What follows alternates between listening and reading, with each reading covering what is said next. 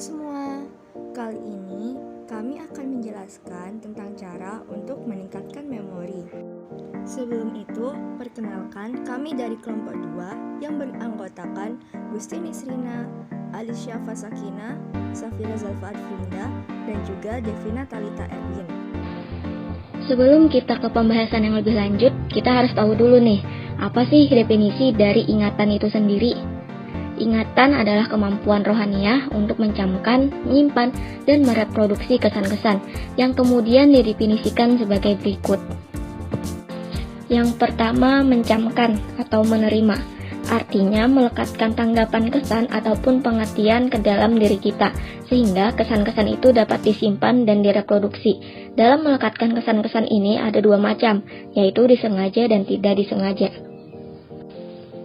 Mencamkan dengan sengaja yaitu dengan kesadaran dan kesungguhan dapat memahami segala apa yang dicamkan. Dalam hal ini ada dua macam, yaitu menghafal dan mempelajari.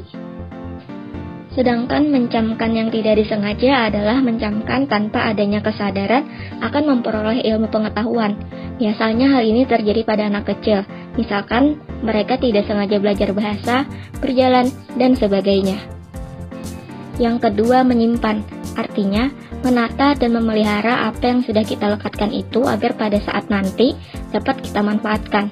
Menyimpan merupakan pekerjaan ingatan yang sangat penting. Hal-hal yang disimpan adalah lukisan-lukisan atau gambar jiwa yang diperoleh dari dunia luar indera, pengertian, atau segala sesuatu yang bersandar pada kekuatan berpikir. Yang terakhir, mereproduksi. Artinya, menaikkan kesadaran apa yang telah tersimpan di bagian bawah sadar atau bagian tak sadar dari alam kejiwaan kita. Selanjutnya, kami akan menjelaskan mengenai proses mengingat.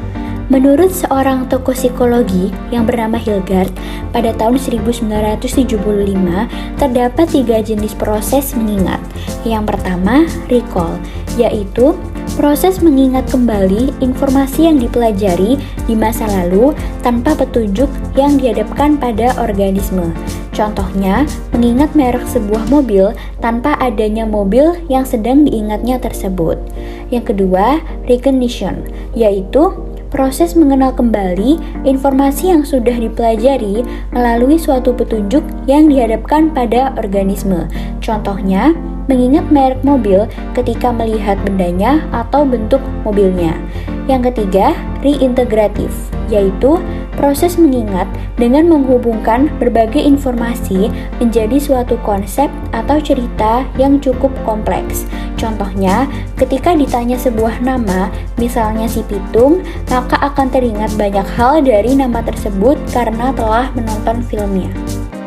Lanjut ke cara meningkatkan daya ingat. Ada banyak sekali cara-cara yang dapat kita gunakan untuk meningkatkan daya ingat.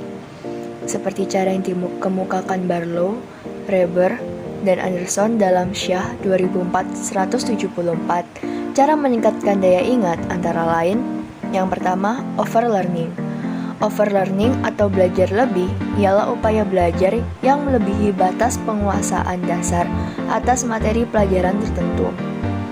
Overlearning terjadi apabila respon atau reaksi tertentu muncul setelah siswa melakukan pembelajaran atas respon tersebut dengan cara di luar kebiasaan.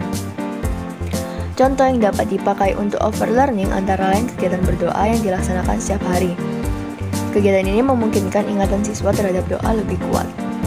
Lalu yang kedua, ada extra study time.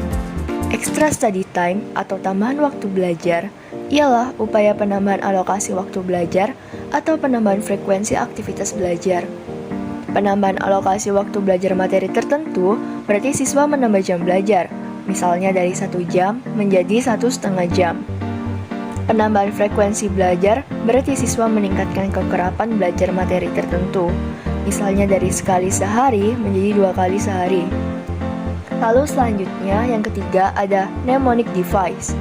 Mnemonic device atau muslihat memori berarti kit khusus yang dijadikan alat pengait mental untuk memasukkan item-item informasi ke dalam sistem akal siswa. Mnemonic dalam pembelajaran biasanya dikenal dengan jembatan keledai.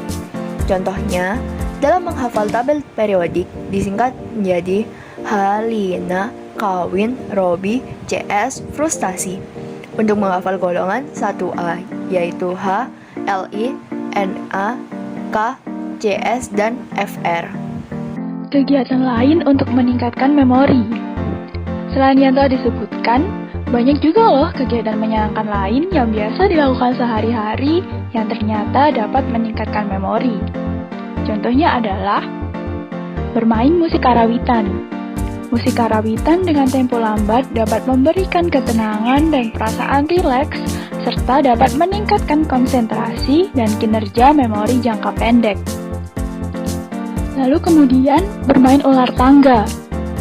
Permainan ular tangga dapat meningkatkan memori pada anak-anak yang sedang dalam masa pertumbuhan dan belajar berbagai hal. Anak-anak biasanya dikenalkan dengan konsep angka. Nah, angka-angka dalam permainan ular tangga dapat membantu memori anak-anak dalam mengenal konsep angka dengan lebih mudah. Lalu ada senam otak. Senam otak biasanya memiliki banyak bentuk yang bervariasi. Kegiatan ini biasanya dilakukan sebagai pemanasan dalam memulai pembelajaran. Ternyata, jika senam otak ini dilakukan secara rutin, biasanya 3 atau 4 kali dalam seminggu, senam otak terbukti dapat meningkatkan memori jangka pendek.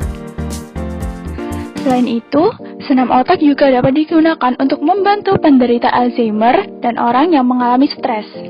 Berikut beberapa referensi yang kami gunakan. Ini ialah presentase mengerjakan tugas dari setiap anggota kami. Sekian penjelasan dari kelompok kami mengenai cara meningkatkan memori. Kurang lebihnya kami mohon maaf dan terima kasih telah menyempatkan diri menonton video kami. Wassalamualaikum warahmatullahi wabarakatuh.